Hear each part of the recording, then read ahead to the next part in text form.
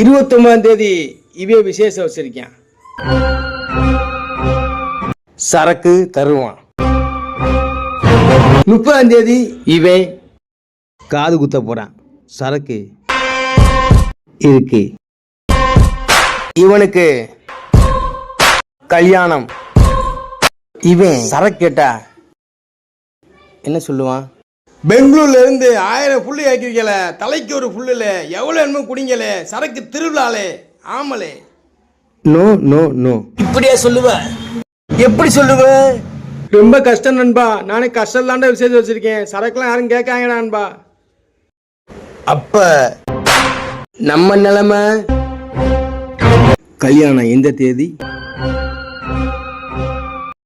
1ஆம் தேதி. அவனுக்கு சம்பள நாள்.